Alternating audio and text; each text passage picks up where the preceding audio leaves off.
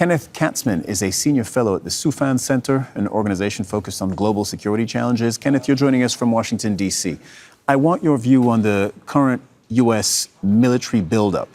So there are already some 50,000 U.S. military personnel in the region. There are the aircraft carriers, the bases, the planes, et cetera. They've all been in action over the last 3.5 weeks. But on top of that, the U.S. is currently sending 4,000 to 5,000 U.S. Marines, and we have reason to believe about 3,000 paratroopers from the 82nd Airborne.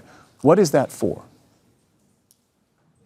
Well, thank you for having me, Cyril.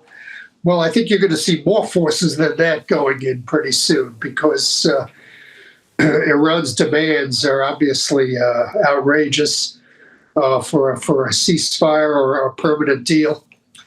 And obviously, Mr. Trump has to open the Strait of Hormuz if Iran continues to refuse to allow free passage for all ships, not just ships of countries that they're friendly with, but all ships. Then I think we're probably looking at some sort of U.S. ground offensive, which Iran is not. Iran's forces are not well positioned to resist a U.S. ground offensive. The U.S. has used air power so far. Air power, as we know, has limits. It's accomplished a lot, but it has limits. But ground forces are a force that Iran, in my estimate, cannot handle. When you say ground offensive, what do you have in mind? Because I took away from previous interviews that with 4,000 or 5,000 Marines and maybe 3,000 paratroopers, you certainly can't do a large-scale invasion of Iran. What you can do, at best, with that level of force being deployed, is a limited, geographically limited ground operation, such as taking Kharg Island or another one of the small Iranian islands in the Gulf, or a small stretch of their coastline. Well, I agree with that. I think that's probably enough to seize the port of Bandar Abbas, too, which is a city. It's inhabited. And it depends. If the Iranian people, let's say there is an offensive on Bandar Abbas, and the people living there, they were part of the uprising in January. If they rise up and the regime forces flee, then you could see a broad collapse of the Iranian regime. So it's very possible that the U.S. can stimulate a very, very sharp blow to the Iranian regime, even with a small force. Even seizing the island is, for example, Qeshm Island, for example, Kharg Island.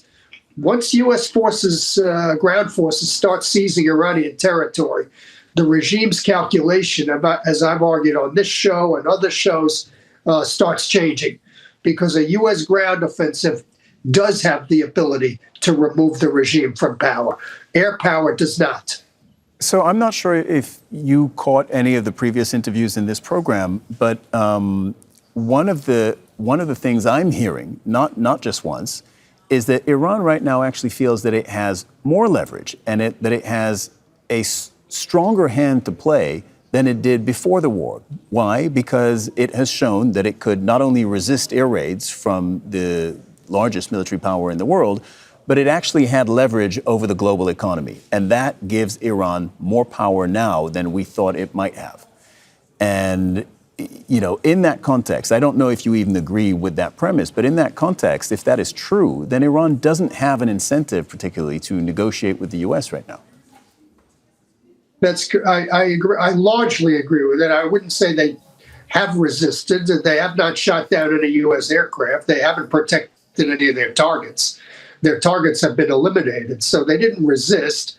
They've survived. They've been able to keep fighting despite the destruction. I wouldn't call that resisting. Resisting means that the U.S.